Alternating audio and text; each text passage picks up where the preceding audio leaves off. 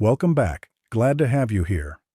A blockade built to measure humanity's dependence on trade was about to reveal what those cargo lanes had truly been carrying all along. Here's how it happened. The first human freighter entered the blockade at 17 minutes past the artificial dawn of Varkesh Standard Cycle 881. It came alone. On the command deck of the Varkesh interdiction cruiser, Resolute Talon, Fleet Prefect Karev watched the vessel emerge from the blue-white distortion of the Marrowgate relay and drift into normal space with all the urgency of a stone crossing a silent river. The human ship was long, broad, and inelegant. Its hull bore the scars of thousands of atmospheric descents. Rectangular cargo modules surrounded a central spine, and two rotating habitat rings turned slowly behind the command section. The name Meridian Hope was painted across the bow in letters large enough to be read without magnification. Karev studied it through the forward display.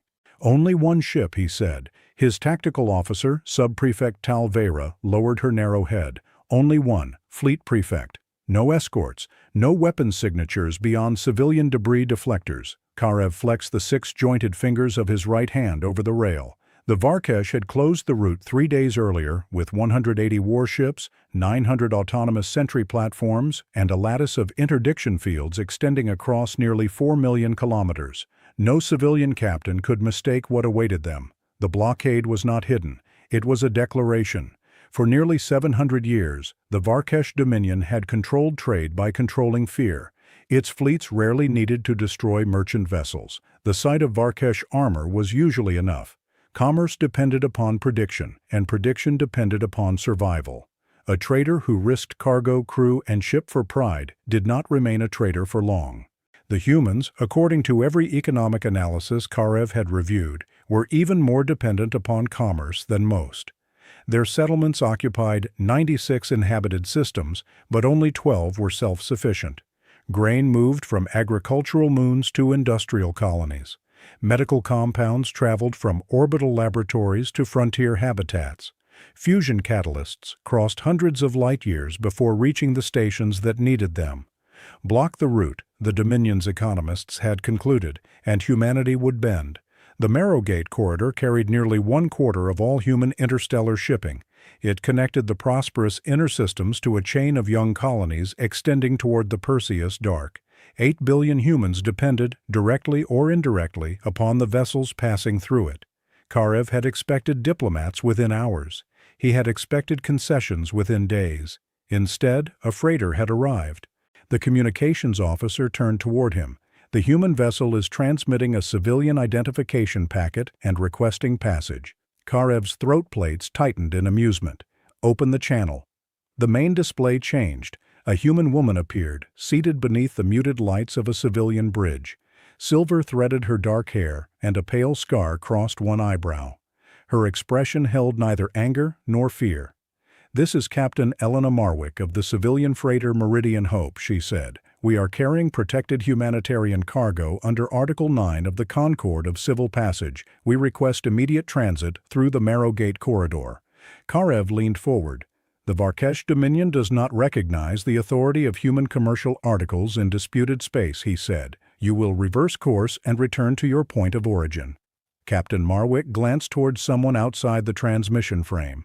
"Fleet Prefect Karev," she said, "your blockade has isolated 11 inhabited systems. Several contain populations with limited food, medical, or atmospheric reserves. Our manifest has been transmitted to your command vessel. You may inspect us, but we cannot turn back." "Cannot," Karev repeated, "or will not." "Cannot," Captain Marwick said. Karev allowed the silence to stretch. Humans often used moral language to conceal economic desperation. He had seen it in the reports. They described trade as cooperation, commerce as connection, and strategic dependence as mutual obligation. They had built an entire civilization around the belief that strangers separated by light years could be trusted to keep promises. To the Varkesh, such faith was not noble. It was structural weakness. The Dominion had endured because it depended on no one. Every province produced its own food. Every military district refined its own fuel. Every major world maintained sealed reserves sufficient for 50 years of isolation. A civilization survived by ensuring that no severed route could strangle it. Humanity had done the opposite. They had woven their worlds together so tightly that a single blockade could make dozens of colonies bleed.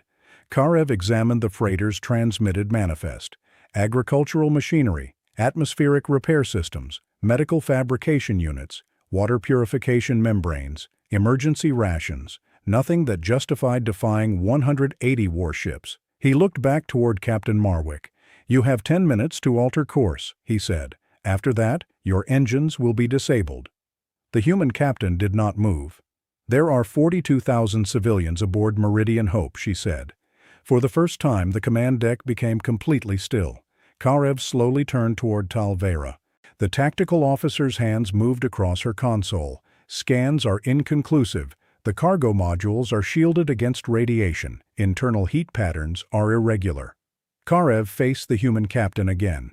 "Your manifest identifies a crew complement of 211.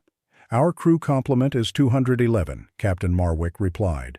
"The remaining passengers are displaced civilians from the Havilon system." Karev knew the name. Everyone on the Dominion Strategic Council knew it. Havilon's star had become unstable 11 months earlier. Human scientists predicted a catastrophic expansion within 6 years, perhaps less. The system's 3 inhabited worlds were being evacuated, slowly and at enormous cost. But Havilon did not lie beyond Marrowgate. It lay almost 300 light-years in the opposite direction. "Why are Havilon evacuees aboard a ship entering this corridor?" Karev asked. "Because Meridian Hope is transporting them to available habitats in the frontier systems," Captain Marwick said. "The receiving colonies agreed to accept them before your blockade was established." Karev's eyes narrowed. "Then they will have to find other destinations." "There are no other destinations with prepared housing," she replied. "Not within our remaining life support margin." Karev felt irritation rise through his chest. Human rhetoric again. Every decision presented as though morality eliminated alternatives. Every refusal wrapped in the language of necessity. "All vessels have alternatives," he said. Captain Marwick looked directly into the transmission lens. "Not all passengers do." The channel ended. Karev had not dismissed her. For several seconds, he stared at the empty display. Talvera spoke carefully. "Fleet Prefect, the human ship has maintained course." Of course it had. Karev turned toward the tactical board. "Reduce its velocity, precision fire only, engines and maneuvering systems." The Varkesh cruiser Dawn Spear moved ahead of the formation. Its forward batteries rotated toward Meridian Hope, gathering pale green light around their emitters. The human freighter continued. A warning pulse crossed the distance. Captain Marwick did not answer. Dawn Spear fired. The first shot struck the freighter's outer drive housing. Armor peeled away in a burst of molten metal. The second tore through a maneuvering cluster. Meridian Hope rolled 3 degrees to starboard, its rotating habitat ring shuddering beneath the impact. Then something changed. Panels along the ship's hull opened. Karev rose from his command seat. Small craft began pouring out. Not fighters. Shuttles. Dozens of them launched from the cargo modules, each broadcasting medical priority codes. Some carried the red starburst used by human emergency services. Others displayed the symbols of atmospheric rescue, disaster evacuation, or civilian relief.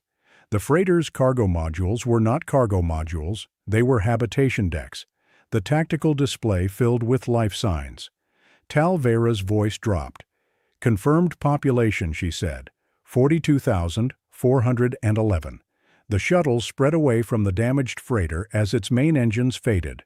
Automated beacons activated around them, transmitting passenger lists, medical conditions, and life support estimates across every open frequency.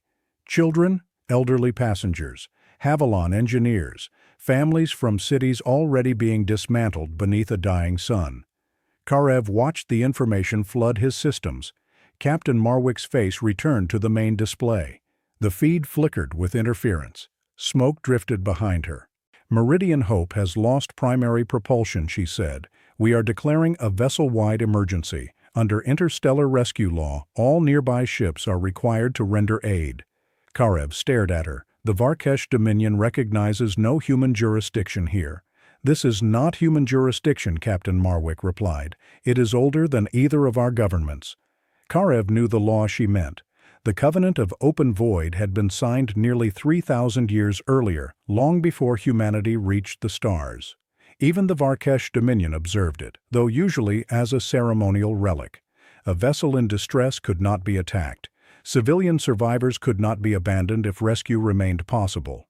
Karev's officers were watching him. So were 180 Varkesh captains. And somewhere beyond the blockade, every listening civilization would eventually see what he chose. Karev lowered himself into his command seat. "Deploy recovery craft," he ordered. Talvera looked at him. "Fleet Prefect? Recover the shuttles, stabilize the freighter. The blockade remains in force." The order spread through the fleet. Varkesh warships launched hundreds of angular rescue boats, their crews trained for combat extraction rather than civilian aid. They approached the human shuttles cautiously, weapons powered down, docking systems extended. For 3 hours, the blockade stopped being a military formation. It became a harbor. Varkesh medics treated radiation sickness. Dominion engineers attached temporary drives to Meridian Hope. Human children were carried through the armored corridors of warships built to terrify entire planets. Karev walked among them on the resolute Talon. He had not intended to. He had merely wanted to observe the process and ensure no hidden soldiers entered his flagship. Yet the civilians filling the receiving deck did not resemble infiltrators. They resembled exhaustion. Parents held sleeping children against their chests. Elderly humans sat beneath thermal coverings while Varkesh technicians adjusted environmental settings. A group of Havilon engineers argued with a Dominion machine officer about how best to reinforce the damaged freighter. One small human stood in the center of the deck, staring up at Karev. She had copper-colored hair and a breathing mask covering half her face. A medical band around her wrist identified her as Lisa Marwick, age 9. Karev looked toward the escorting officer. "Relation to the captain," the officer said. "Granddaughter." The child lifted one hand toward Karev. He did not understand the gesture. A human medic approached quickly. "She is thanking you, Fleet Prefect." Karev looked down at the child. "I ordered the weapon that damaged your vessel," he said. The medic's expression changed, but the child continued holding out her hand. "She knows," the medic said. Karev's fingers were larger than the child's entire arm. Still, after a moment, he lowered one hand. Lisa wrapped her fingers around the tip of his smallest claw. "Thank you for coming to get us," she said through the mask. Karev had commanded sieges, annexations, and the surrender of 13 hostile fleets. No enemy had ever unsettled him as completely as that child. Meridian Hope was repaired enough to move after 9 hours. Karev ordered it escorted back toward human space. The blockade formation closed again. The Dominion's official report described the encounter as a successful enforcement action, complicated by a civilian emergency. Varkesh state channels praised Karev's adherence to ancient law, while emphasizing that the human vessel had failed to penetrate the interdiction zone. The Strategic Council approved. The economists approved. Karev did not. He remained aboard Resolute Talon, watching the distorted light of the Marrowgate relay. Something about the freighter troubled him, not its civilians, its design. Meridian Hope had carried 42,000 people, yet the vessel's registry identified it as an ordinary commercial freighter. It had possessed launch bays, emergency hospitals, modular housing, and enough stored atmosphere to sustain a small city. That capability could not have been improvised for Havilon. The ship had been built that way. Talvera entered the command alcove carrying a report slate. "The next human convoy has been detected," she said. "How many warships?" "None." Karev turned. "How many freighters?" Talvera hesitated. 214.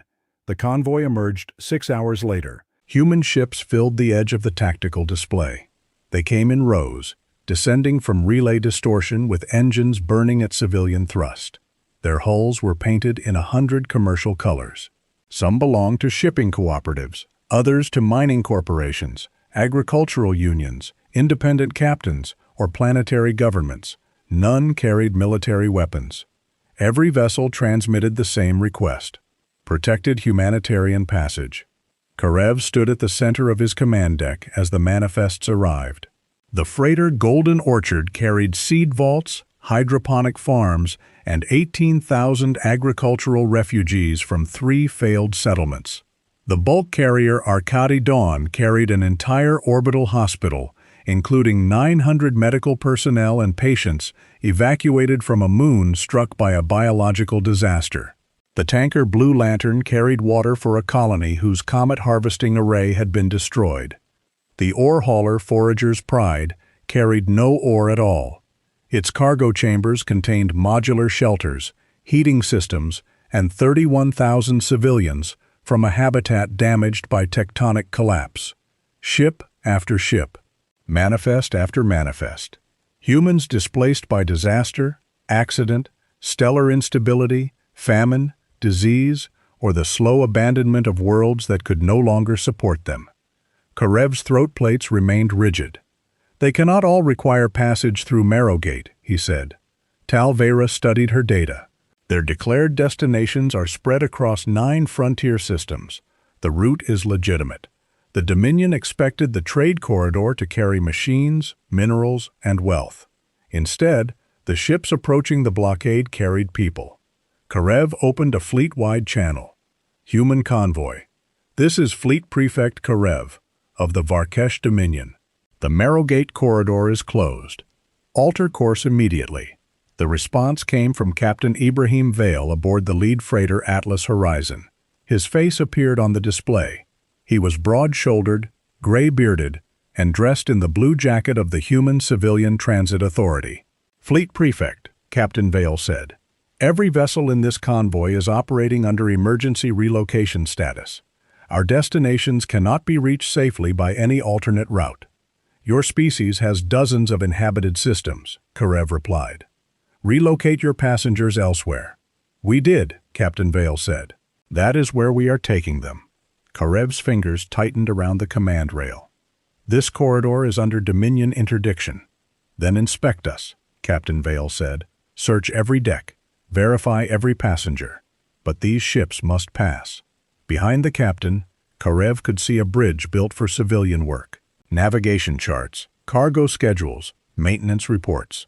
No fear, only fatigue and determination. Karev looked toward Tal Vera. How many passengers in total?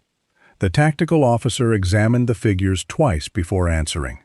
6,200,000. A murmur moved across the command deck.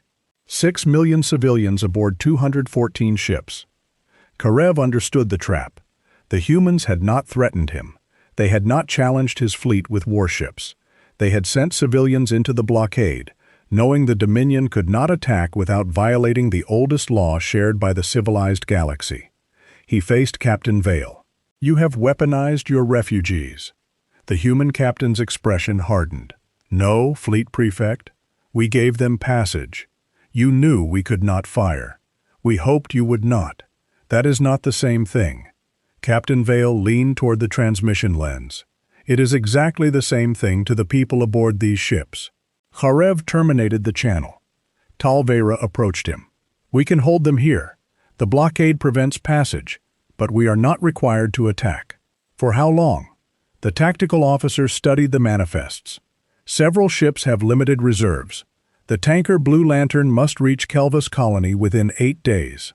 The hospital aboard Arcady Dawn has medication for fewer than 11. The humans had calculated everything. Karev turned toward the wide display. The convoy had stopped 100,000 kilometers from the interdiction line. Its ships held position, engines dimmed, waiting beneath the guns of the Varkesh fleet. They did not attempt to break through. They simply remained. By the second day, the blockade had become the most watched event in known space. Civilian relays transmitted the standoff across 847 star systems. Reporters from the Ulran Compact, the Sable Republic, and the Yathari Assembly arrived at the edge of the exclusion zone. The Dominion's allies advised patience. Its rivals demanded the blockade be lifted. The Varkesh Strategic Council ordered Karev to maintain position. Commerce is leverage. High Arbiter Drexen told him through an encrypted transmission. The humans are attempting to disguise commercial dependence as humanitarian obligation.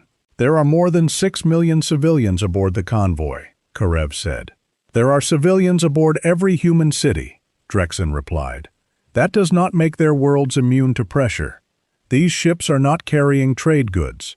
Every civilian vessel carries economic value. Karev looked toward the distant human convoy. Then why have they built their freighters to evacuate populations? The High Arbiter's eyes narrowed. Because they anticipated this tactic. Karev thought of Lysa Marwick holding his claw. Perhaps, he said, but he no longer believed it. Back aboard Atlas Horizon, Captain Ibrahim Vale stood over a table surrounded by 30 holographic ship commanders. Some were veteran merchant captains. Others commanded vessels that had been converted from ore carriers, refinery barges, or deep space construction platforms. All waited for his decision. "We cannot remain indefinitely," Captain Mara Chen of Golden Orchard said. "The children in Habitat Ring 4 are already developing respiratory complications. Blue Lantern has begun transferring water to the other ships," another captain reported. "That reduces the amount available for Kelvis Colony." A third hologram flickered. "We have detected Varkesh boarding craft moving into inspection positions." Vale nodded slowly. "Let them board." Captain Chen frowned. "They could seize the ships." "They could," Vale said, "but they will not." "You sound certain." "I am not certain." The holographic captains waited. Vale placed both hands on the table. Humanity had no central rescue fleet. That was the truth the Varkesh had not understood. There was no single institution responsible for saving human lives across interstellar space. No ministry possessed enough vessels. No military maintained enough transports. No government could respond to every fire, famine, storm, collision, plague, or failing habitat across nearly 100 systems. So humanity had made rescue everyone's responsibility. 2 centuries earlier, after the collapse of the Eos orbital ring killed 700,000 people, human law had changed. Every large commercial vessel built afterward was required to carry modular life support systems, emergency docking collars, atmospheric reserves, medical bays, and evacuation capacity far beyond its normal crew complement. Freighters were not converted into rescue ships. They were constructed as rescue ships from the beginning. Cargo modules could become hospitals, ore holds could become shelters, fuel tankers could purify water, agricultural carriers could feed cities. The ships remained commercial because most days, commerce was what humanity needed. But on the worst days, when a moon cracked or a star began to die, the same vessels became arcs. The Varkesh had seen only trade, because trade was what moved during peace. They had never looked inside the hulls. Captain Vale studied the faces of his fellow commanders. "We hold position," he said. "We cooperate with inspection teams. We protect our passengers, and we do not provoke them." Captain Chen exhaled. "What if they never let us through?"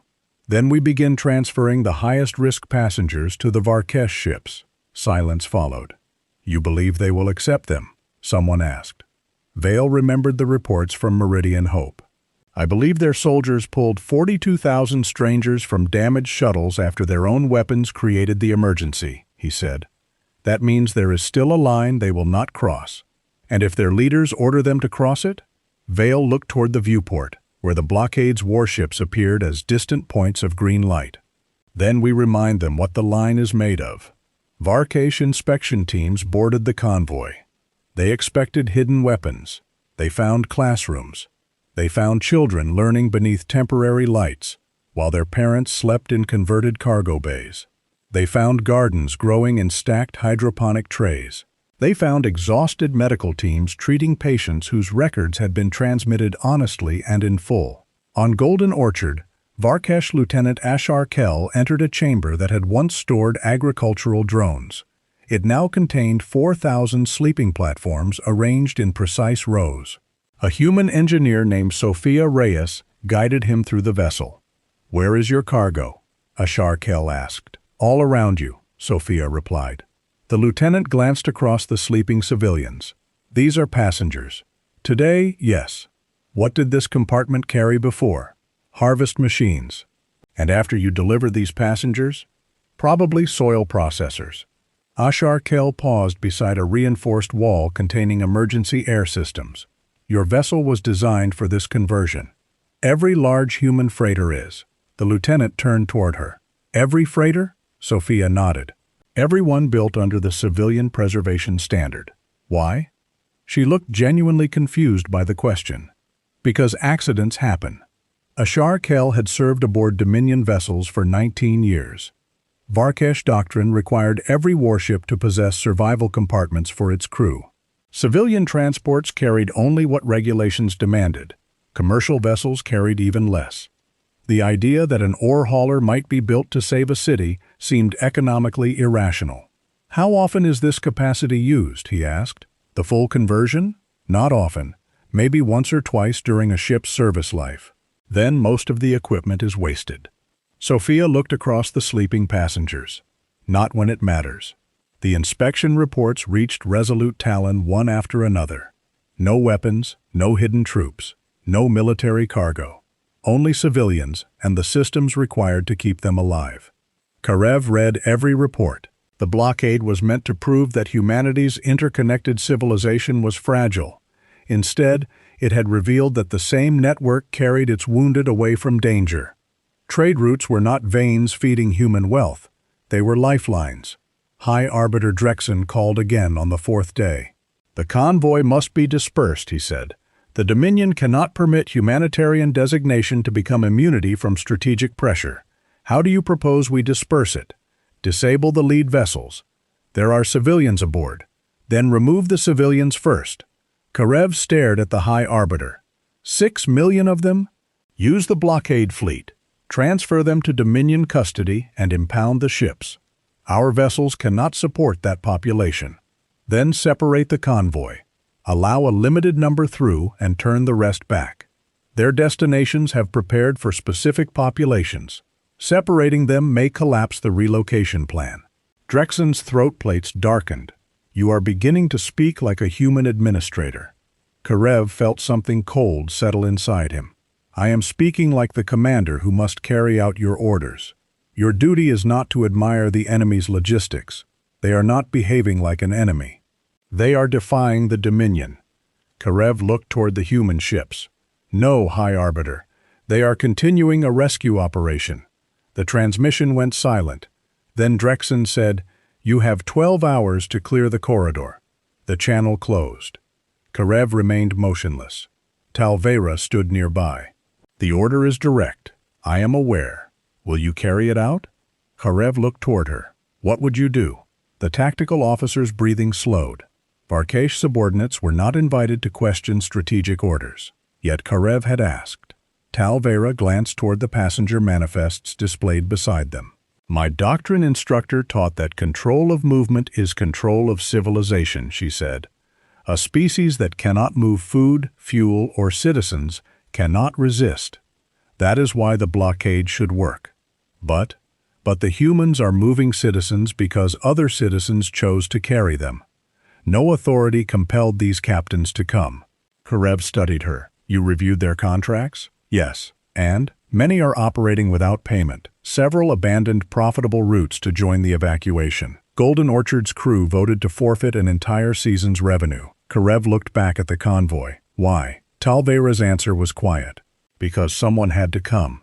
11 hours remained when the first new distress call entered the system. It did not come from the human convoy. It came from Varkesh space.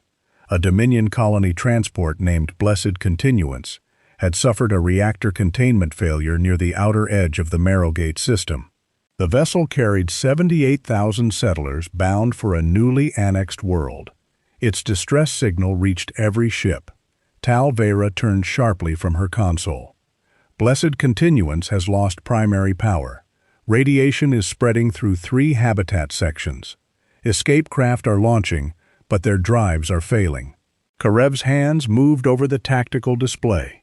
Distance, 2 million kilometers beyond the blockade perimeter. Dispatch our nearest cruisers.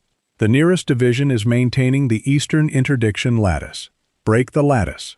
Talvera relayed the command. 20 Varkesh cruisers turned away from the blockade. Their engines ignited, accelerating toward the disabled transport. But even before their courses stabilized, the tactical officer looked back at Karev. They will arrive in 4 hours. Blessed Continuance does not have 4 hours. Karev calculated silently. Radiation levels aboard the transport were rising. Its life support core had begun cycling emergency shutdowns. Escape craft drifted around it, too small to carry the full population. The human convoy lay closer. Captain Vale's transmission arrived before Karev could call him. "Fleet Prefect, Atlas Horizon has received the distress signal. We are ready to assist." Karev stared at the human captain. "Your convoy is under interdiction. People are dying. They are Varkesh." Captain Vale's expression did not change. "We noticed." Karev felt the entire command deck waiting. If he allowed the convoy to move, the blockade would be broken. If he refused, tens of thousands of Varkesh civilians could die while rescue ships sat within reach. Not human rescue ships, human freighters, the very vessels he had come to stop. Karev opened the fleet-wide channel. "Human convoy, you are authorized to proceed to the distressed vessel. The blockade will open a temporary corridor." Captain Vale nodded once. "Understood." Karev leaned closer to the display. "Captain, how many of your ships will assist?" Vale glanced toward something beside his command chair. "All of them." The human convoy moved. 214 freighters ignited their engines at once. From the bridge of Resolute Talon, the sight resembled a new constellation being born. Civilian ships that had waited for 4 days beneath Dominion guns turned toward the dying Varkesh transport and accelerated in perfect coordination. Golden Orchard moved to the front, its agricultural compartments opening to reveal landing craft. Arcady Dawn activated its orbital hospital. Blue Lantern began converting water tanks into radiation shielding reserves. Forager's Pride detached 6 modular habitat sections and pushed them ahead using construction tugs.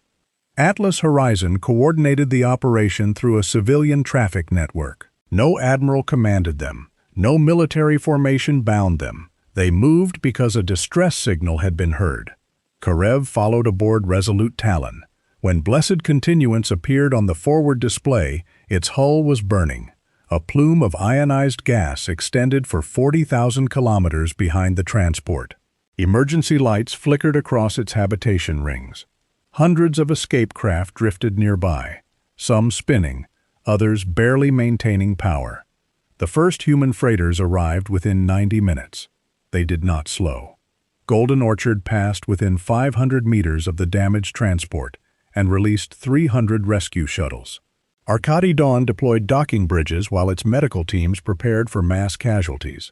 Heavy lifters from Forager's Pride clamped onto the failing reactor section and began pulling it away from the inhabited decks. Captain Vale's voice filled the shared channel. "All vessels, begin Civilian Preservation Pattern 7. Medical priority to Habitat Sections 3, 4, and 8. Tankers establish radiation screens. Agricultural carriers prepare oxygen replacement. Construction vessels reinforce the primary spine." Karev watched the operation unfold. Cargo doors opened along every human ship. Behind them were emergency wards, evacuation platforms, folding shelters, reserve reactors, and thousands of trained volunteers. Every freighter was a rescue ship. The title of civilian vessel had concealed nothing. The Varkesh had simply never understood what human civilians were capable of building. Blessed Continuance's commander appeared on the communications feed, her face distorted by smoke. "This is Prefect Sora Nal. We have lost containment. The reactor will breach within 40 minutes. Captain Vale answered immediately. "Can you separate the engineering section?" "Negative. Structural controls are gone." Karev entered the channel. "Resolute Talon can destroy the reactor module before breach. The blast will tear open the central habitat," Sora Nal said. Captain Vale studied the transport schematic. "Not if we move the habitat first." Karev looked toward the display. "Move it where?" Vale highlighted the vessel's central ring. "We detach the inhabited sections from the spine and tow them clear." "That ring contains more than 50,000 passengers," Karev said. "Yes, it was designed to remain attached. So were most things until the moment someone needed them not to be." Orders spread across the human convoy. Mining ships extended magnetic grapples. Construction freighters launched cutting drones. Tankers positioned themselves between the transport and the likely radiation burst. Passenger liners moved close to receive evacuees through emergency tunnels. Varkesh engineers joined them. For the next 30 minutes, human and Dominion crews worked across the burning hull. Lieutenant Varkesh commanded one of the cutting teams. Sophia Reyes operated beside him, guiding a swarm of industrial machines through the transport's structural ribs. "The connection is too thick," Varkesh said. "We will not finish before breach." Sophia examined the load pattern. "We do not need to cut all of it. The remaining supports will tear unpredictably, only if the ring is still rotating." Varkesh understood. "Stop the rotation," he ordered. The habitat ring slowed. Thousands of civilians felt their artificial gravity weaken. Inside the transport, Varkesh families clung to rails as the floor seemed to tilt beneath them. Human tugs locked onto the ring. The final supports groaned. On Atlas horizon, Captain Vale watched the countdown. 8 minutes. The reactor's containment field collapsed another 3%. Karev stood beside Tal Vera. "Can they do it?" The tactical officer did not answer. 5 minutes. The habitat ring separated on one side but remained attached near the damaged spine. Cutting drones converged through smoke and radiation. 3 minutes. Forager's pride increased thrust. The ring twisted. Metal buckled across the transport's central axis. 1 minute. Sophia Reyes sent every remaining drone into the last connection. The support failed. The habitat ring broke free. A chain of human freighters pulled it away, engines burning so brightly that the stars vanished behind them. Captain Vale's voice came through the channel. "Ring clear." Karev raised one hand. Resolute Talon fired. Its main battery struck the reactor section. For an instant, the damaged transport became a second sun. Green-white fire expanded outward, colliding with the radiation screens formed by Blue Lantern and 19 other human tankers. The tankers rolled beneath the pressure wave. Armor vanished from their outer hulls. One lost an engine. Another began venting atmosphere. None abandoned position. Behind them, the detached habitat ring drifted intact. 50,000 Varkesh civilians remained alive inside it. Across the system, the rescue continued. Human shuttles collected escape craft. Varkesh medics worked aboard Arcady Dawn. Agricultural freighters supplied oxygen canisters. Construction ships turned cargo scaffolds into temporary docking stations. By the time the Dominion cruisers arrived, the catastrophe had become an organized city in space. More than 78,000 survivors had been distributed across the human convoy. No passenger had been refused. No distinction had been made between human and Varkesh. Karev boarded Atlas Horizon 6 hours later. He found Captain Vale in a converted cargo bay surrounded by wounded Dominion civilians. Human volunteers moved between rows of temporary beds. Varkesh children slept beneath silver emergency blankets. Near the far wall, engineers from both species repaired life support machinery together. Vale approached him. "Fleet Prefect, Captain." For several moments, neither spoke. Karev looked around the bay. "This compartment carried commercial cargo before today? Industrial ceramics," Vale said. "And tomorrow? Depends who needs it." Karev's throat plates shifted. The blockade was intended to expose humanity's dependence on trade. Captain Vale nodded. "I assumed as much." Instead, Karev said, it exposed something else. Vale waited. Karev watched a human medic adjust the breathing mask of a Varkesh child. "Your trade system is a rescue system. Our trade system is many things. Every freighter in your convoy was equipped for evacuation. Every freighter in human space above a certain mass is equipped for evacuation." Karev looked at him. "How many vessels does that include?" Vale considered the number. Just under 60,000. The answer struck with more force than a weapon. 60,000 civilian ships capable of carrying refugees, treating casualties, supplying isolated settlements, or responding to disaster. Karev had believed humanity possessed no centralized rescue fleet. He now understood the truth. Humanity possessed a rescue civilization. "Why build so much unused capacity?" he asked. Vale glanced toward the rows of survivors. "It is not unused. Most of these ships may never perform a full evacuation," Karev said. "I hope they never have to. Then the investment is wasted." Captain Vale smiled, not with mockery, but with tired patience. "Fleet Prefect, there are tools you build because you expect to use them. And there are tools you build because the day you need them is too important to arrive unprepared." Karev thought of the Dominion's 50-year food reserves, its sealed military provinces, its doctrine of total independence. The Varkesh prepared to survive alone. Humanity prepared to make sure no one had to. A priority transmission arrived from High Arbiter Drexen, while Karev remained aboard Atlas Horizon. He returned to Resolute Talon before answering. The High Arbiter's image appeared above the command platform. "You opened the corridor," Drexen said. "A Dominion transport was in distress. You permitted the entire human convoy to cross the interdiction line. They saved 78,000 Varkesh citizens. That does not alter your orders." Karev stood with Tal Vera and the senior officers of his flagship behind him. "The blockade can no longer be maintained." Drexen's eyes widened. "You will re-establish it immediately." "No." The word entered the command deck and did not fade. High Arbiter Drexen leaned toward the transmission lens. "Repeat your statement." Karev looked at the strategic map. The human convoy had begun returning to formation.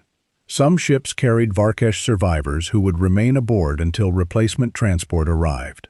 Others were damaged from shielding blessed continuance. Still, they prepared to continue toward the frontier colonies. "I am terminating the Marrowgate blockade," Karev said. "You do not possess that authority. I possess command authority over every Varkesh vessel in this system. The Dominion Council will remove you." "Perhaps. You would sacrifice your rank for human approval?" Karev's throat plates darkened, not for their approval. Then for what? Karev thought of Lysa Marwick. He thought of Sophia Reyes standing beside a Varkesh lieutenant beneath the light of cutting torches. He thought of 214 freighters turning toward a Dominion distress signal without hesitation. "For the people our blockade was built to endanger," he said. Drexen stared at him. "You have forgotten the purpose of strength." "No, High Arbiter, I have finally seen it." Karev ended the transmission. No officer moved. Tal Vera stepped forward. "Your orders, Fleet Prefect?" Karev faced the tactical display. "Withdraw the interdiction platforms. Open the Marrowgate relay. Assign escort vessels to the human convoy." A breath passed through the command deck. Then Tal Vera lowered her head. At once. The blockade opened. Varkesh cruisers moved away from the corridor. Sentry platforms powered down. The interdiction lattice dissolved, revealing a clear path toward the waiting stars. Captain Vale transmitted from Atlas Horizon. "Fleet Prefect, the corridor appears open." "It is." "Is this another temporary authorization?" Karev looked across his bridge. "No, Captain. The blockade is over." The human captain studied him. "Then our convoy will proceed. Resolute Talon and 20 Varkesh cruisers will escort you to the frontier boundary." "That is not necessary." Karev's eyes settled on the distant lights of the freighters. Neither was saving blessed continuance. Captain Vale lowered his head. "Understood." The convoy crossed Marrowgate. 214 human freighters passed between the Varkesh warships that had been sent to stop them. Their hulls were scorched, patched, and heavy with passengers. Some carried humans toward new homes. Others carried Varkesh survivors waiting to be reunited with their families. No triumphant music played. No weapons were raised. The ships simply continued their journey. Yet every observer understood that something larger than a blockade had ended. The Varkesh strategic doctrine had been built upon a simple belief. Civilizations survived by ensuring they needed nothing from one another. Humanity offered a different answer. Its world survived because they needed one another openly, deliberately, and without shame.